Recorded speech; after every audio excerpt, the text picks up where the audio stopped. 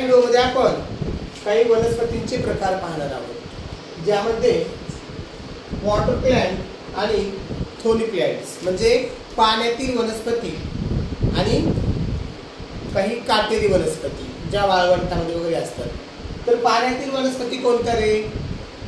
उदाहरणार्थ लोटस म्हणजे काय? कमळ। कमळ कुठं वाढतं? जमिनीवर वाढते का? नाही। कुठं वाढतं? पाण्यामध्ये। तुम्ही पाहिले का? कुठं कुठं असतं? नदीमध्ये, अजून तळ्यात असतं, बरोबर ना? विहिरीमध्ये असतं, बरोबर ना? हे काय आहे? पाण्यामध्ये असतात।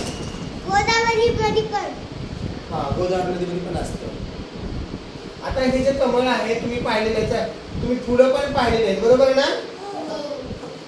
अशी फुलं असतात, तिथं काय असतं? मकरंद असतो, बरोबर ना? आणि कमळाची बाकीची काय आहेत? ही पानं आहेत। काय आहेत? हे पानं आहेत कमळाची। काय असतात? हे पाने असतात, बरोबर ना?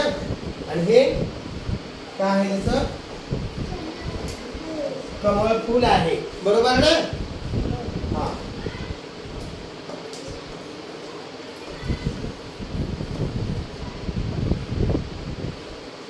दुसरे पाण्यातली वनस्पती कोणती आहे? वॉटर हॅसिंथ। ही सुद्धा एक आहे पाण्यातली वनस्पती आहे।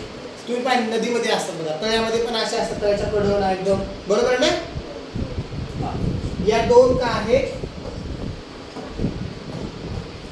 जल वनस्पती आहेत। जल वनस्पती म्हणजे पाण्यातील वनस्पती। तुम्ही लक्षातच ठेवायचं, वॉटर हॅसिंथ अँड लोटस ह्या दोन वनस्पती जल वनस्पती आहेत।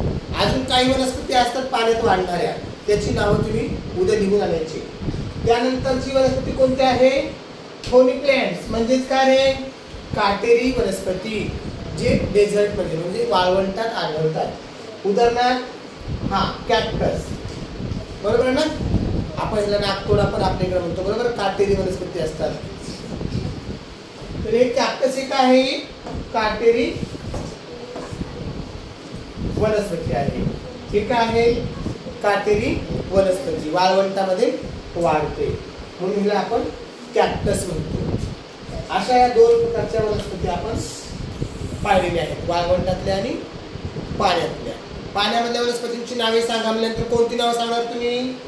कमळ। कोणती सांगणार? काय सांगणार? कमळ।